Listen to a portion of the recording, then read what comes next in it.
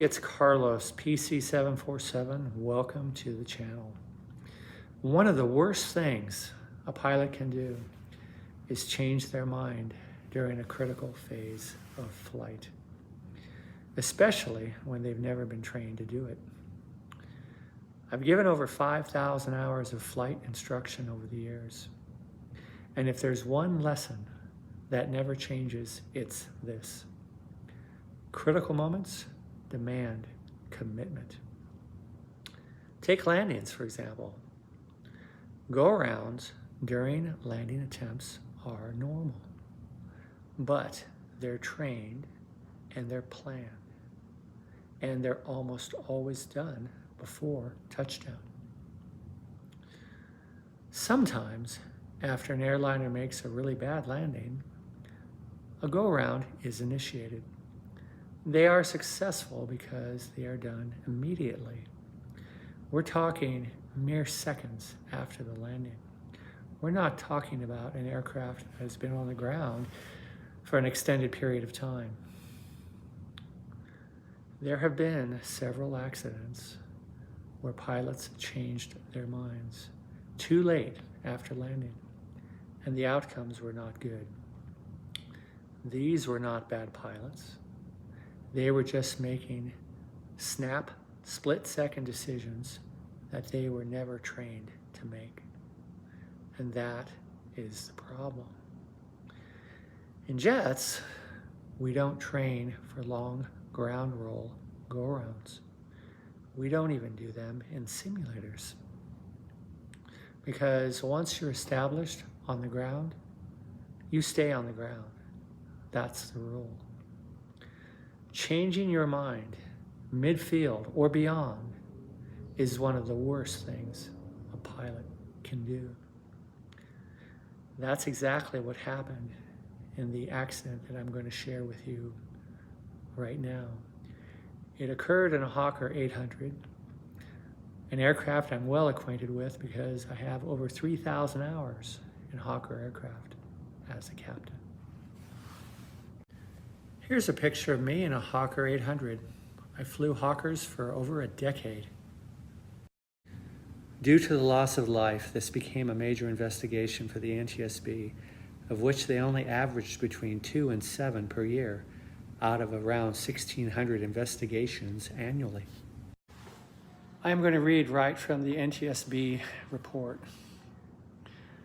On July 31st, 2008, about 9:45 Central Daylight Time, East Coast Jets Flight 81, a Hawker Beechcraft 125-800A, November 818 Mike Victor, crashed while attempting to do a go-around after landing on runway 30 at Owatonna Regional Airport in Owatonna, Minnesota. Damper.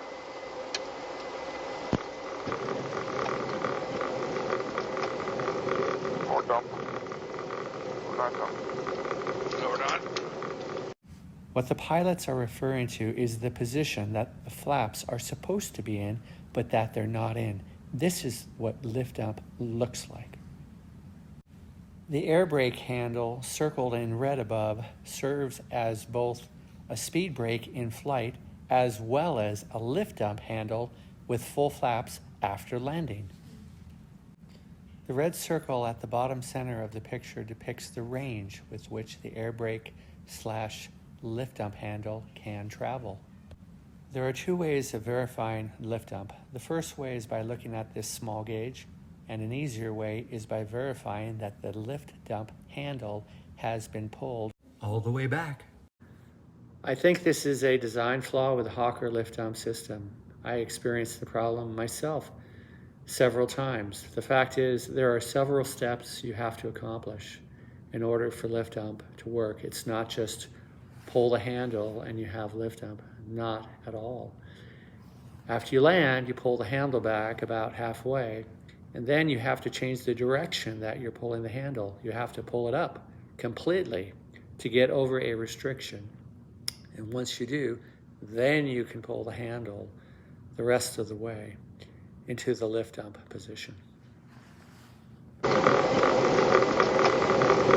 Or dump. Or not dump. Or done. Expectation bias is the reason the copilot initially said, "We're dumped," when in fact the flaps were not in the dumped position. Then he had to advise the captain. We're done. What happened right now is significant for both the co-pilot and the captain. The co-pilot gave a loud exhalation and the captain's respiration increased substantially. Why? Because they knew they were in trouble. Both these pilots knew that time was critical and they were running out of time. We're done.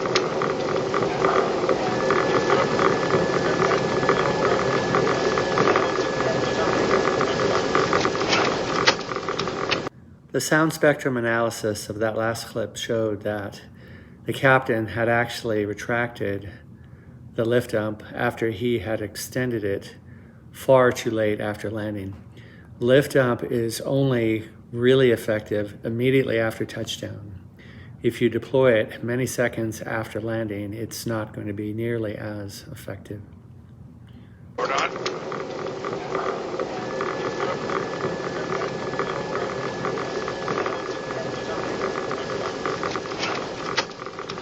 Flaps. In my opinion, the captain's decision to abort the landing attempt occurred when he retracted the lift dump handle on the runway. That's nowhere in standard operating procedures. And he made things even worse by commanding the co-pilot to raise the flaps. And in Hawkers, you don't take off with flaps up, almost ever. We're done.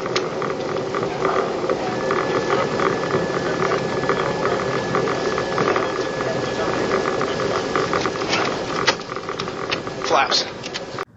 Probably the most significant thing is that the captain was going to attempt a go-around after the lift dump had been deployed.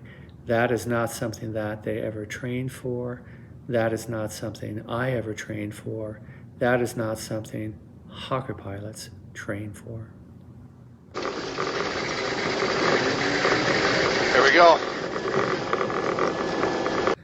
What might motivate a pilot to attempt to accomplish a procedure that they had never even trained to do before, like attempting a go-around after deploying lift up on landing?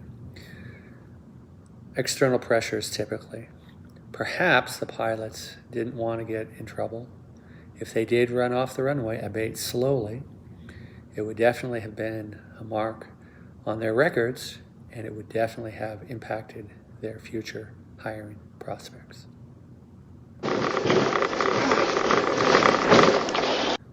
That was the ILS antenna array that was being destroyed on their attempted go-around. There were other contributing factors, fatigue, as well as the weather. It had just rained on the runway, and the captain chose to land with a tailwind.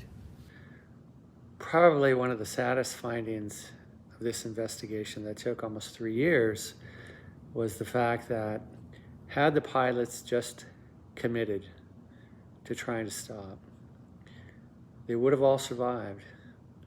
The aircraft would have exited the runway, albeit slowly, at between 27 and 38 knots, and they would have rolled into a runway safety area beyond the end of the runway, and they would have all been just fine.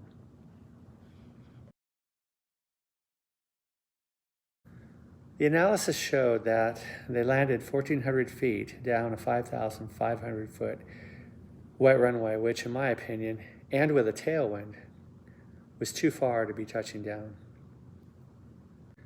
The following animated reconstruction was also provided by the NTSB. However, since there were no cameras actually recording inside the cabin of the aircraft, a lot of it is subjective and subject to conjecture.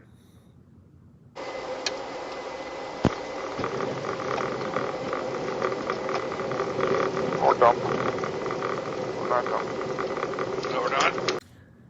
There's one final comment I'd like to make regarding the Hawker lift dump system that I think is flawed. And the reason I think it's flawed is because of the multi-step requirements in order to accomplish it. That combined with human factors can and has led to disaster. There is not a Hawker pilot out there flying to this day, including myself, who hasn't failed to deploy the lift dump when we needed it. The key is being ready and prepared mentally in advance to execute when it matters most.